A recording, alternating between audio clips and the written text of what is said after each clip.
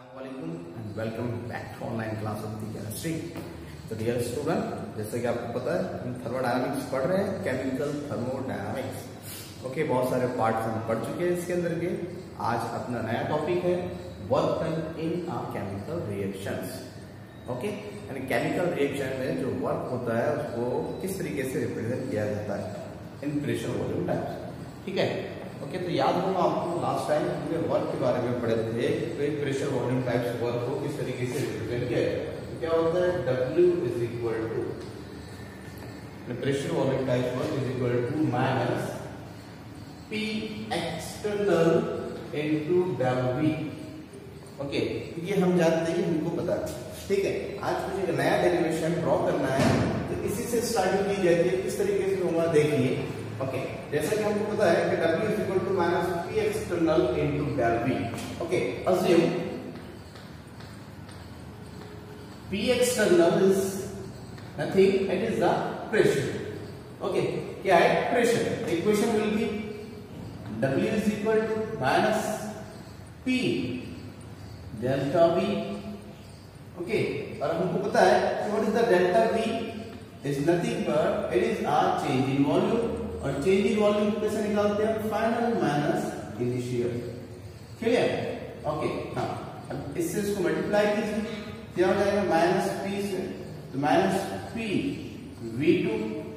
ठीक है, minus minus क्या होगा plus and P V1।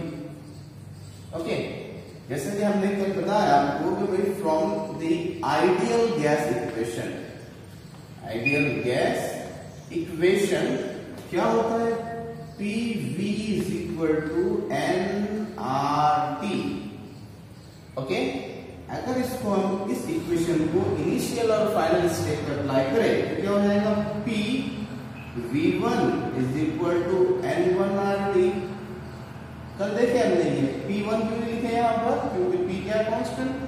Okay, तो P1 P2 is equal to क्या होगा P, ऐसे P V2 is equal to N2RT। Okay, हम R1 R2 T1 T2 भी क्यों नहीं लिखते, क्योंकि ये क्या है कांस्टेंट है। जो चीज कांस्टेंट है इनिशियल पर भी उतनी होगी, फाइनल पर भी उतनी होगी। ठीक है, तो इनिशियल भी जितनी होगी फाइनल भी उतनी, इसमें no need to write the one and to.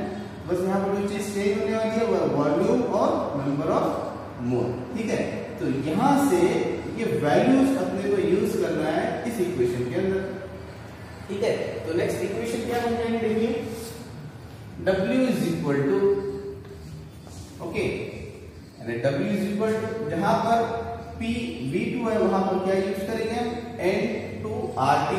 Okay, तो माइनस का साइन पहले से यहाँ पे minus N2RT। Okay, now plus P V1 की जगह क्या रखते हैं, N1RT। Okay, plus N1RT। ठीक है, ओके, अब यहां से कांस्टेंट दिख रहे होंगे आपको RT, तो RT कांस्टेंट निकालना, और साथ ही साथ यहां से साइन भी कांस्टेंट निकलेगा माइनस। आपको पता है जब यहां से माइनस कांस्टेंट निकाल लिया जाए तो माइनस, तो यहां से RT बाहर निकलेंगे ब्रैकेट से RT, तो बचा क्या ब्रैकेट के अंदर, यहां से RT निकल गए, माइनस का साइन निकल गया, तो बचा N2। ओके, अब जब साइन माइनस के बाहर निकल तो ये हो जाएगा माइनस, क्योंकि बाद में फिर से मल्टीप्लाई करेंगे माइनस माइनस क्या होगा प्लस, तो N2 N1। बस ये छोटा सा पॉइंट है, इसको याद रखिए। अगर ये याद रख लेते तो बहुत ही इजीली आप डेरिवेशन ड्रॉ कर सकते हैं। ठीक है, अब आपको पता है कि कोई भी चीज फाइनल माइनस इनिशियल हो तो हम उसको डेल्टा के फॉर्म में लिखते हैं। ओके, यानी क्या हो जाएगा, ये W is equal to minus delta change in number of mole, okay, and RT। यही हमको ड्रॉ करना था, जहां पर डेल्टा N क्या है, delta N is nothing but change in, क्या है, change in number of mole. Okay, जहां पर N2 किसके है, प्रोडक्ट के, और N1 किसके है, रिएक्टेंट के। क्लियर?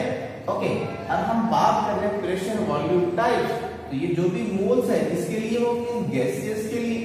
तो हम यहाँ पर इस तरीके से लिख सकते हैं। ओके, यानी change in mole of gases into RT। तो क्या होता है work? W is equal to minus change in number of moles of gases into RT।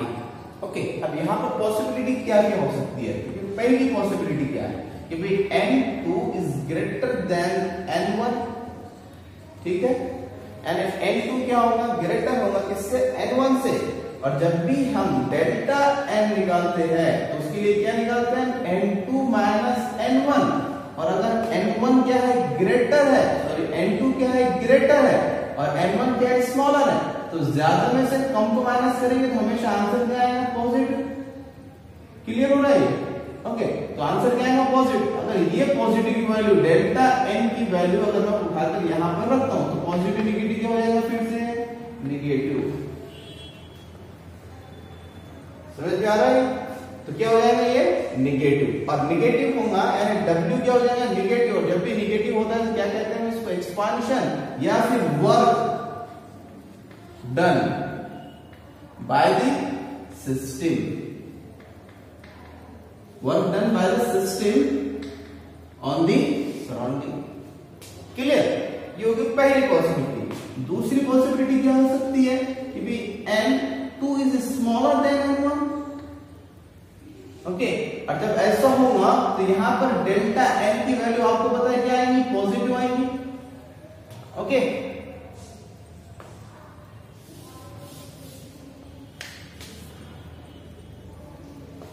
Okay, दूसरी पॉसिबिलिटी क्या है कि N2 is smaller than N1। यहां पर क्या होगा? जो डेल्टा N की वैल्यू है ये क्या है? निगेटिव। क्योंकि क्या होगा? कैसे निकालते हैं? Final minus initial. और अगर फाइनल स्मॉलर है और इनिशियल लार्जर है तो आंसर हमेशा क्या आएगा? निगेटिव। और ये वैल्यू अगर हम यहां पुट अप करते हैं तो निगेटिव निगेटिव क्या हो जाएगा? Positive.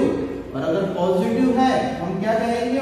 Work done from the surrounding on the system.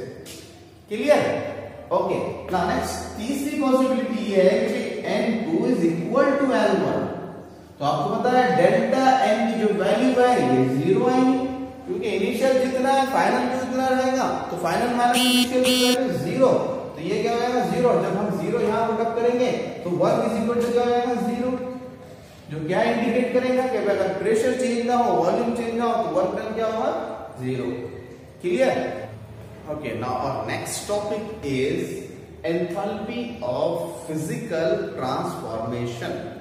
Okay, मतलब फिजिकल जब चेंज होता है सॉलिड का लिक्विड में, लिक्विड का गैस में, या सॉलिड का डायरेक्ट गैस के अंदर कन्वर्शन, ये होता है physical change.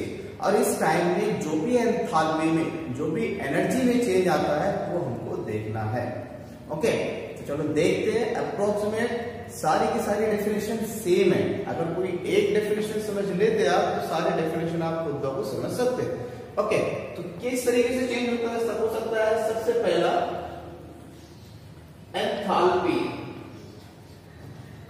Enthalpy of fusion. Okay, यानी मेल्ट होना। जब भी कोई चीज मेल्ट होगी तो उस टाइम में एंथैल्पी में, एनर्जी में जो चेंज आएगा उसे कहा जाता है enthalpy of fusion.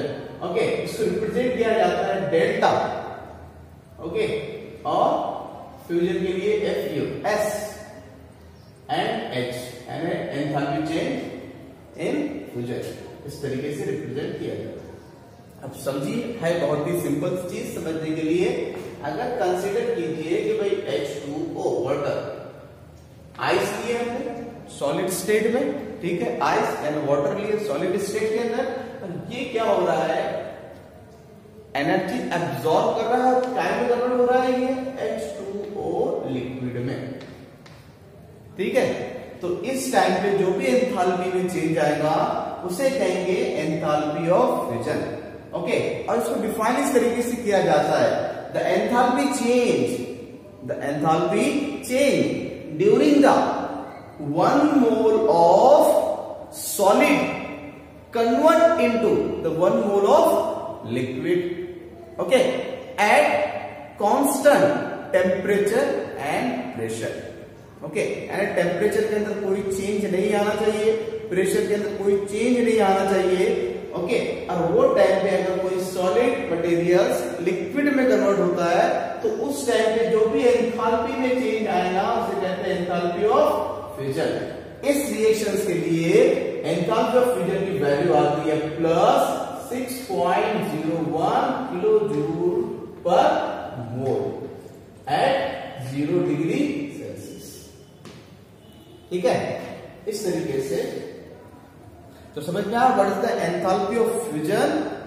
The enthalpy change during the 1 mole of solid gate convert into the 1 mole of liquid, okay, without changing the temperature and pressure. Such the change in enthalpy is called as enthalpy of fusion. Okay, now next, enthalpy of vaporization.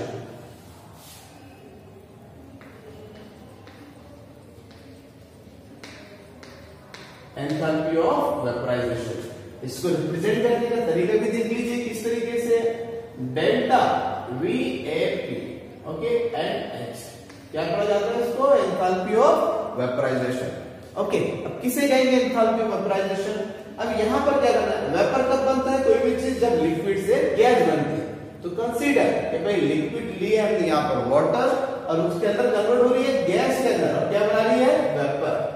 Okay, तो इस time में जो भी enthalpy में change आएगा इसे कहते हैं enthalpy of vaporisation. Clear? Okay, चलिए देख लीजिए किस तरीके से होता है कि जब एक मोल 1 मोल ऑफ वाटर कन्वर्ट होता है किसके अंदर, 1 मोल ऑफ गैस में, तो उस टाइम पे एंथैल्पी में जो भी चेंज आता है 40 किलो जूल पर मोल। Clear?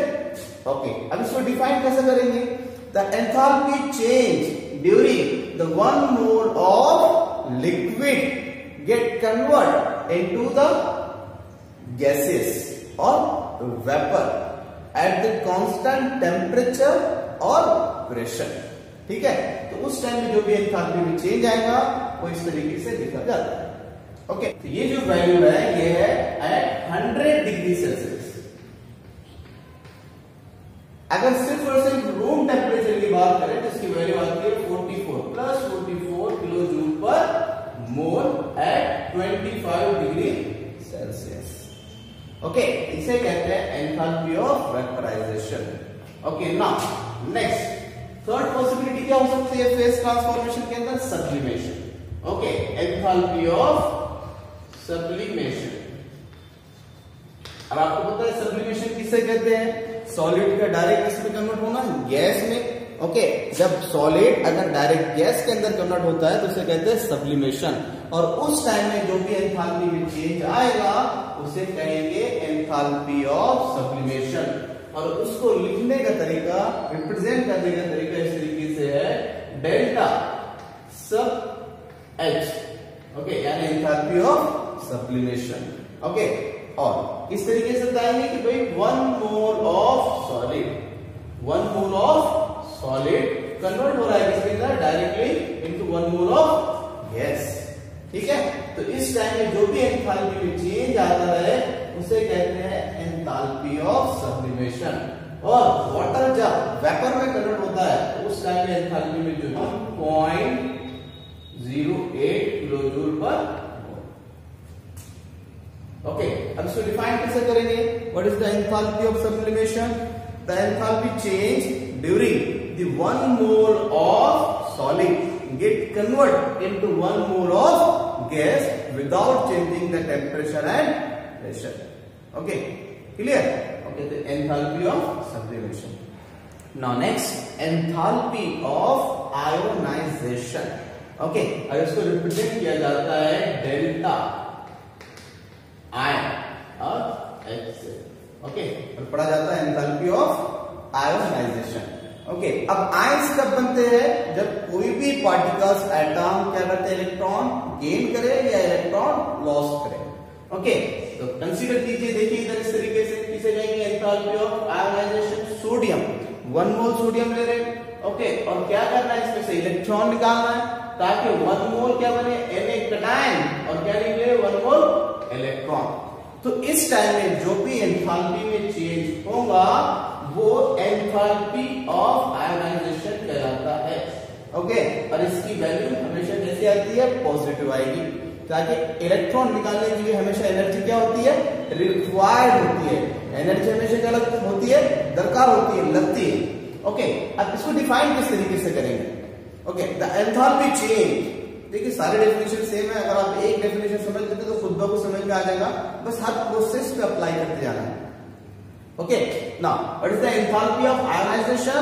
The enthalpy change for the reaction, if it for the process in which one electron is removed from the 1 mole of gaseous atom.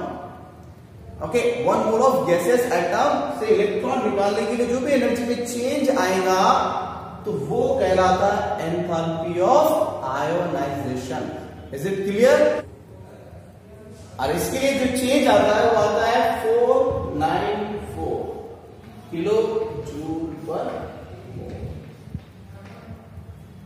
Okay, अब ऐसी अगर कोई सब्सटेंस इलेक्ट्रॉन गेन करे तो उसे कहेंगे हम इलेक्ट्रॉन गेन एंथैल्पी। ऐसे अगर कोई सब्सटेंस इलेक्ट्रॉन गेन करे, जैसे Cl गैसियस एटम क्या कर रहे हैं? इलेक्ट्रॉन गेन कर रहे हैं और टाइम प्रोड्यूस टाइम में कन्वर्ट हो रहा है Cl नेगेटिव में। इस टाइम में जो भी एंथैल्पी में चेंज आता है इसे कहते हैं एंथैल्पी ऑफ। अभी इस टाइम में क्या होगा? एंथैल्पी क्या होगी? यहाँ पर माइनस में 349 किलो जूल पर। Next, enthalpy of solution. Okay, अब एंथैल्पी ऑफ सॉल्यूशन किसे कहेंगे कि भाई हमने N1 मोल NaCl लिया, सोडियम क्लोराइड, हमको सॉल्यूशन बनाना है, हम इसको डिसॉल्व करेंगे एक्वियस के अंदर। ओके, उस टाइम में जो भी एंथैल्पी में चेंज आएगा ये क्या हो जाएगा? NaCl एक्वियस सॉल्यूशन तैयार होगा।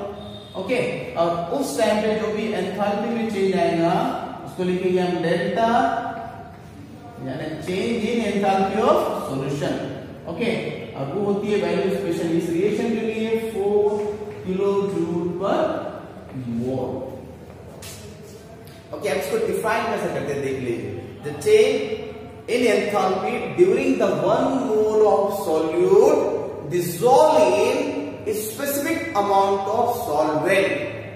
ओके, और इस टाइप में जो भी एंथैल्पी में चेंज आता है वो कहलाता है enthalpy of solution.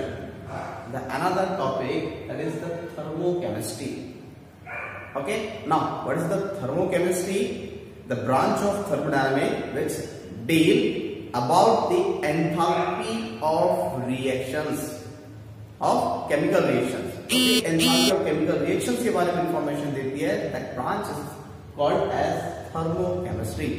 Okay, so first of all, today we are going to discuss on enthalpy of chemical reactions. Okay, enthalpy of chemical reactions क्या होती है? Okay, enthalpy of chemical reaction को रिप्रेजेंट किया जाता है डेल्टा, स्मॉल r और s से। Okay, अब कंसीडर कीजिए किस तरीके से कैलकुलेट की जाती है, डिफाइन की जाती है। Okay, consider a chemical reaction, that is A का कन्वर्जन हो रहा है किसके अंदर? B के अंदर। ओके, तो यहाँ पर जो A है आपको पता है एरोप्लेन में जितनी भी चीजें होती है ये होती है रिएक्टेंट, और इधर जो भी चीजें होती है ये होती है प्रोडक्ट। ओके, एंड जब भी रिएक्शंस होंगी तो रिएक्टेंट का कन्वर्जन किसमें होता है? प्रोडक्ट के अंदर होता है।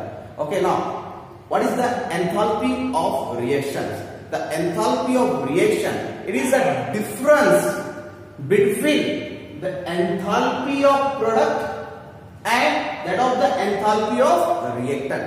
यानी एंथैल्पी ऑफ प्रोडक्ट और एंथैल्पी ऑफ रिएक्टेंट के बीच का डिफरेंस जो निकाला जाता है उस डिफरेंस को, उस एंथैल्पी को कहा जाता है एंथैल्पी ऑफ रिएक्शन। यानी इस रिएक्शन के लिए हम किस तरीके से निकालेंगे? Delta RH, enthalpy of reaction is equal to the enthalpy of product. Product के अंदर क्या है? यहाँ पे enthalpy B minus enthalpy of reactant. Clear? Okay, अगर मान लीजिए कि कोई ऐसी केस हो जिसके अंदर नंबर ऑफ रिएक्टेंट हो एंड नंबर ऑफ प्रोडक्ट हो, तो वो टाइम पे क्या किया जाएगा, इनके जो डिफरेंस रहेंगे वो उनके समीशन से लिया जाएगा। ओके, यानी अब इसको ऐसा डिफाइन करेंगे, the enthalpy difference between the summation of sum of enthalpy of product and the sum of enthalpy of reactant. Is it clear? Okay, consider कर लीजिए कि भाई इस तरीके से रिएक्शन हो रही है A प्लस B, ठीक है, gives C plus D। Okay, अब इस रिएक्शन के लिए मुझे एंथैल्पी ऑफ रिएक्शन लिखना है, तो delta RH is equal to the enthalpy of product, the sum of enthalpy of product and enthalpy of C plus enthalpy of D minus the enthalpy of reactant A plus enthalpy of B। इस तरीके से calculate की जाती है। So now what is the enthalpy of reaction? It is the difference of enthalpy between the enthalpy of product या फिर sum of enthalpy of product and sum of enthalpy of reactant, it's called enthalpy of reaction. मगर condition है कोई भी balance chemical reaction लिखी हुई होना चाहिए। क्लियर? ओके, अगर हम एंथैल्पी ऑफ रिएक्शन की बात करें तो यहां पर ये जो भी डेल्टा RH की वैल्यू आएगी, यहां पर दो पॉसिबिलिटी है। ओके, एक तो ऐसा होगा कि जो रिएक्टेंट है और प्रोडक्ट है, तो प्रोडक्ट की एनर्जी ज्यादा होगी, एंथैल्पी ज्यादा होगी as compare to reactant. Okay, और आपको पता है हम क्या कर रहे हैं, प्रोडक्ट में से माइनस कर रहे हैं इसकी एंथैल्पी को रिएक्टेंट की, और अगर ज्यादा में से कम को माइनस करेंगे तो आंसर क्या है यहाँ पर हमेशा पॉजिटिव। यानी पहली पॉसिबिलिटी की आंसर पॉजिटिव है, और ये पॉजिटिव कब होगा, जब enthalpy of product is greater than enthalpy of reactant. ठीक है, और दूसरी पॉसिबिलिटी क्या है कि भाई enthalpy of reactant is greater than enthalpy of product. Okay, अब हम यहाँ पर जब प्रोडक्ट में से रिएक्टेंट को माइनस करेंगे तो जाहिर सी बात है कम में से अगर ज्यादा को माइनस करते तो आंसर क्या आता है, हमेशा निगेटिव। तो दूसरी पॉसिबिलिटी क्या है, निगेटिव। और ये कब होगा, the enthalpy of reactant is greater than enthalpy of product. दो पॉसिबिलिटी है, इसी पॉसिबिलिटी की बेस पर there are two types of reaction. First of all endothermic and दूसरा exothermic. Now what is the endothermic reaction? The reaction in which heat is absorb during the process. यानी जब भी reaction होगी उसमें heat absorb होगी, उस process को कहा जाएगा, उस रिएक्शन को कहा जाएगा एंडोथर्मिक रिएक्शन। ओके, और what is the exothermic reaction? The reaction in which heat is release और हीट इज इवॉल्व। ओके, इस रिएक्शन को कहा जाएगा exothermic reaction. Clear? Okay, now next topic is standard enthalpy of reactions. ठीक है, अभी थोड़ी देर पहले हमने देखे enthalpy of reactions. Enthalpy of reaction होती क्या है? It is the difference between the enthalpy of product and enthalpy of reactant. ठीक है, इसको रिप्रेजेंट करके हमने डेल्टा RH से। ठीक है, यहाँ पर हमने कोई स्टैंडर्ड कंडीशन की बात नहीं करे थे, बस हमने ये देख लिया कि the difference between the enthalpy of reactant and product is called enthalpy of reaction.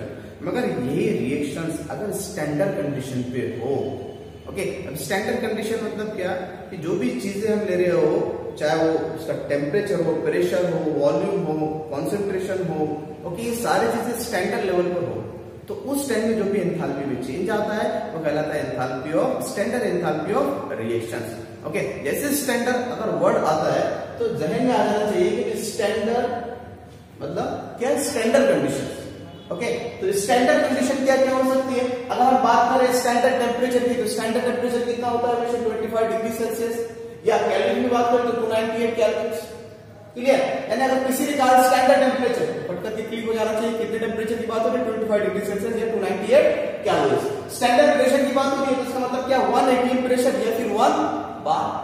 ठीक है, और अगर कॉन्सेंट्रेशन की बात हो रही है तो स्टैंडर्ड कॉन्सेंट्रेशन कंसीडर कर लिया कितना, 1 मोलर, यानी 1 mole present in 1 litre of solution. Okay, और अगर स्टैंडर्ड स्टेट की बात होगी तो standard state of the element ये डिफरेंट हो सकते हैं। जैसा हाइड्रोजन स्टैंडर्ड जो इसकी स्टेट है वो होती है क्या, H2, काय की फॉर्म में होता है, हमेशा गैस की फॉर्म में। ओके, ऐसी अगर हम बात करें वाटर की, तो वाटर की जो स्टैंडर्ड स्टेट है वो क्या कंसीडर की गई, लिक्विड। ओके, और ऑफ सोडियम अगर कौन किया जाता है क्या होती है, सॉलिड। ओके, तो standard state of the element may be gas, liquid और सॉलिड। तो अगर जब भी रिएक्शन इस तरीके से हो रही हो कि टेम्परेचर स्टैंडर्ड है, प्रेशर स्टैंडर्ड है, कंसंट्रेशन स्टैंडर्ड है और element state of the element क्या है वो भी कांस्टेंट है, स्टैंडर्ड है, तो इस रिएक्शन के अंदर जो भी एंथैल्पी में चेंज आता है वो कहलाता है स्टैंडर्ड एंथैल्पी ऑफ रिएक्शन, जिसको रिप्रेजेंट इस तरीके से किया जाता है कि डेल्टा आर एच पर इसके ऊपर नॉट लगाया जाता है। जब किसी भी ऊपर नॉट का सिंबल दिखे तो इसका मतलब होता है कि बात हो रही है स्टैंडर्ड कंडीशन की। So now what is the standard enthalpy of reactions? Okay, जितनी भी चीजें है, the enthalpy of reaction at the standard condition, the change in enthalpy at the standard condition और standard enthalpy of reactions. Clear?